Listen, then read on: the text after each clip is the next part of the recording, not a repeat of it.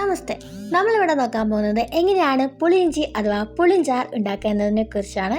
അപ്പോൾ നമ്മളൊക്കെ പുളിയിഞ്ചി എന്നാണ് കൂടുതലായിട്ട് പറയാറ്. അപ്പോൾ പുളിയിഞ്ചി എങ്ങനെയാണ് ഉണ്ടാക്കാമെന്ന് നമുക്ക് നോക്കാം. അപ്പം അതിൽ ആവശ്യമായ ഇൻഗ്രീഡിയൻസ് ഞാൻ സ്ക്രീനിൽ കൊടുത്തിട്ടുണ്ട്. അപ്പം അതോടൊപ്പം തന്നെ ഈ വീഡിയോ മുഴുവനായി കാണുന്നതിലൂടെ നിങ്ങൾക്ക് ഓരോ ഇൻഗ്രീഡിയൻസും എന്താണെന്നും എങ്ങനെയാണ് ഇത് ഉണ്ടാക്കുകയെന്നും മനസ്സിലാവും. അപ്പോൾ നിങ്ങൾ വീഡിയോ മുഴുവനായി കാണുക, ഷെയർ ചെയ്യുക, സബ്സ്ക്രൈബ് ചെയ്യുക, സപ്പോർട്ട് ചെയ്യുക. അതുപോലെ തന്നെ നിങ്ങളുടെ വീഡിയോയെക്കുറിച്ചുള്ള അഭിപ്രായം കമൻറ്റ് ചെയ്യുക. അതുപോലെ നിങ്ങൾക്ക് മറ്റ് വിഭവങ്ങളുടെ ഇൻഗ്രീഡിയൻസിനെ കുറിച്ചും ഉണ്ടാക്കുന്ന രീതിയെക്കുറിച്ചും അറിയാൻ ആഗ്രഹമുണ്ടെങ്കിൽ തീർച്ചയായും കമൻറ്റ് ചെയ്യുക. അപ്പോൾ നമ്മൾ വീഡിയോയിലേക്ക് പോവാണ്. എല്ലാവരും റെഡി അല്ലേ? Okay, let's go. പുളിയിഞ്ചി ഉണ്ടാക്കാനായി നമ്മൾ ഫസ്റ്റ് ചെയ്യാൻ പോകുന്നത് നമുക്ക് പുളിവെള്ളം തയ്യാറാക്കുക എന്നതാണ്. അപ്പോൾ ആവശ്യത്തിന് പുളി എടുക്കുക. ആ പുളി നന്നായിട്ട് വെള്ളത്തിൽ കുതിർത്ത് വയ്ക്കുക. അതിനുശേഷം നന്നായിട്ട് തന്നെ ഞെവിടിയതിന് ശേഷം പുളിവെള്ളം നമ്മളൊന്ന് അരിച്ചെടുക്കണം.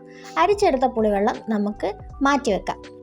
നമ്മളിവിടെ ഓൾറെഡി പുളിവെള്ളം സെറ്റ് ചെയ്തിട്ടാണ് കാണിച്ചിരിക്കുന്നത്. അപ്പോൾ നിങ്ങൾ പുളിവെള്ളം സെറ്റ് ചെയ്യുമ്പോൾ ഈ ഒരു കാര്യം ശ്രദ്ധിക്കുക. അടുത്തതായി നമുക്ക് വേണ്ടത് ഇഞ്ചിയും പച്ചമുളകും കറിവേപ്പിലയാണ്. അപ്പോൾ ഇഞ്ചിയും പച്ചമുളകും കറിവേപ്പിലയും ഒക്കെ കുനുകുന അരിഞ്ഞ് നമുക്കത് സെറ്റ് ചെയ്ത് വെക്കാം. അപ്പോൾ നമ്മൾ നേരത്തെ മാറ്റി വെച്ച പുളിവെള്ളം എടുത്ത് ഗ്യാസ് സ്റ്റൗവിൽ വെക്കുക.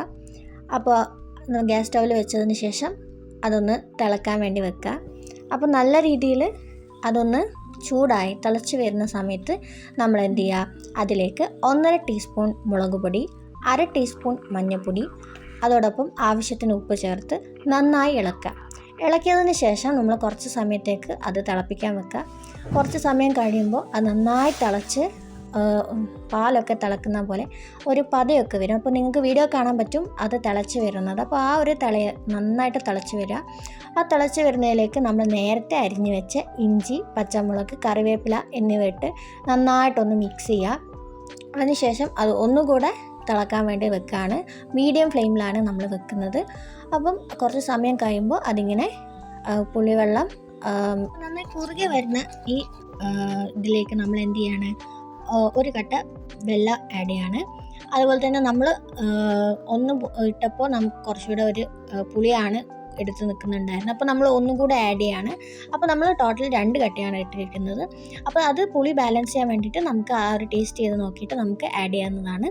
അപ്പോൾ നമ്മൾ 2 കട്ട വെള്ളമാണ് ഇട്ടത്. അതിനുശേഷം നന്നായിട്ട് ആ വെള്ളം അതിൽ ഉരുകി ചേരുന്നത് വരെ നമ്മളൊന്ന് ജസ്റ്റ് ഒന്ന് ഇളക്കി കൊടുക്കുക. അതിനുശേഷം നമ്മളൊന്ന് തണിയാൻ വെക്കുക. അപ്പോഴാണ് നമ്മൾ എന്ത് ചെയ്യുന്നത്, ഈ കടുകും വറ്റൽമുളകും വറുത്തിടുന്നത്. അപ്പോൾ അതിൻ്റെ ഒരു ടേസ്റ്റ് ഒന്ന് കൂട്ടാൻ വേണ്ടിയിട്ടാണ് നമ്മളിങ്ങനെ ചെയ്യുന്നത്. അപ്പോൾ നന്നായിട്ട് കുറച്ച് വെളിച്ചെണ്ണയിൽ കടുക് നമ്മൾ അതുപോലെ തന്നെ വറ്റൽമുളക് ഇട്ട് ഒന്ന് റെഡിയാക്കുകയാണ്. അപ്പോൾ അത് നമ്മളിതിൽ പുളിയിഞ്ചിയിലേക്ക് ആഡ് ചെയ്തു. അപ്പം പുളിയിഞ്ചി ഇവിടെ സെറ്റായിട്ടുണ്ട്. അപ്പോൾ നമ്മൾ അതൊരു ബൗളിലേക്ക് മാറ്റിയിട്ടുണ്ട്. അപ്പം എല്ലാവരും ട്രൈ ചെയ്ത് നോക്കുക. അടിപൊളിയാണ്, സൂപ്പറാണ്. നിങ്ങളെല്ലാവർക്കും ചെയ്യാൻ പറ്റുന്ന ഒരു സിമ്പിൾ മെത്തേഡാണ് ഈ പുളിയിഞ്ചി. അപ്പോൾ നിങ്ങൾക്ക് ഈ വീഡിയോ ഇഷ്ടപ്പെട്ടിട്ടുണ്ടെങ്കിൽ നിങ്ങൾ തീർച്ചയായും ലൈക്ക് ചെയ്യുക, സബ്സ്ക്രൈബ് ചെയ്യുക, കമൻറ്റ് ചെയ്യുക. അപ്പോൾ അടുത്തൊരു വിഭവമായി കാണുന്നത് വരെ എല്ലാവർക്കും ബൈ.